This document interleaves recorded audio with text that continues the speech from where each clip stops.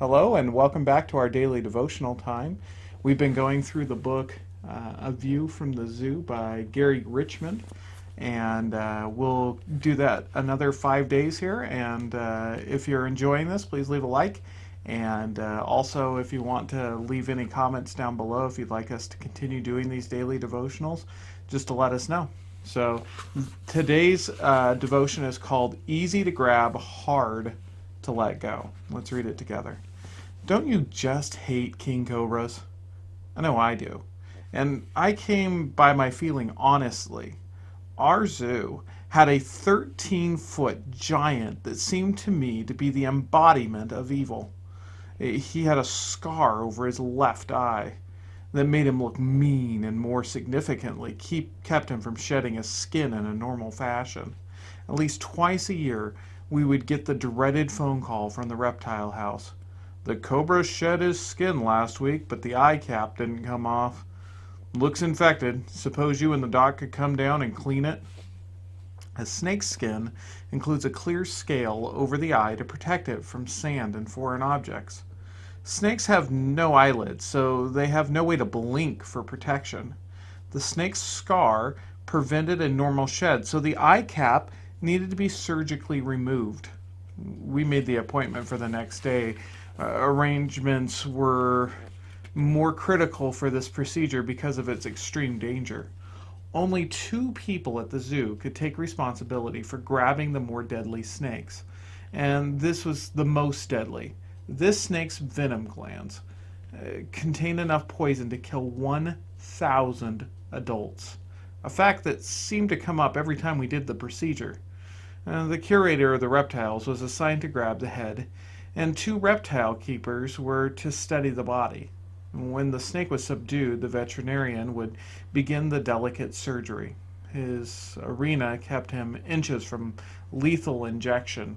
My job was to furnish scalpel, sponge, hemostat, and anything else to expedite the procedure. The capture of the cobra was as follows. The 5 of us took our positions. The 2 keepers stood on either side of the large cage door. The curator stood in front of the door about 6 feet away. The vet and I stood on either side of the curator, about 10 feet from the door. The keeper's only defense were sheer bird nets with 2-foot handles.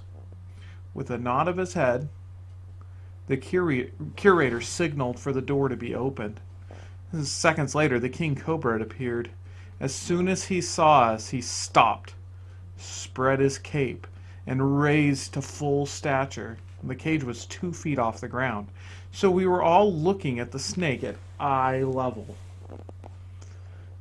The cobra was trembling with excitement as he, in turn, stared at each of his 5 enemies. He seemed to be choosing who would be his prey. The curator was chosen, and with shocking quickness, the snake lunged at him, hissing and growling with malevolent rage. With lightning speed, the skilled keeper placed the sheer nets over the snake's head, and as he pushed to get through, the curator firmly grasped his neck just behind his venom sacs. The keeper grabbed the writhing body, then the curator nodded and said, "Let's get this over with." The pressure was incredible. The vet's hands were trembling, and beads of sweat began to run down the curator's forehead.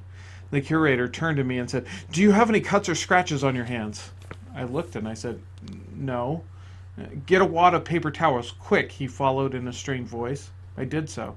"Now put it in the cobra's mouth." The king watched the paper towels as they were carefully positioned to allow him to bite them. He bit down violently and began to chew. The towels became yellow with venom until they began to drip. The curator continued, "Did you know several elephants die every year from king cobra bites? A man could never survive a bite with a full load of venom. That's why I'm having you drain the venom sacs. My hands are sweaty and my fingers are cramping. When I let him go, it may not be quick enough. More people are bitten trying to let go of snakes than to grab them. You get weak quickly when you grab a big poisonous snake." There are many situations in life that are parallels, easy to grab, hard to let go, so it pays to think twice before you grab them. indebtedness, vengeance, lying, adultery, drugs, alcohol, pornography, promiscuity.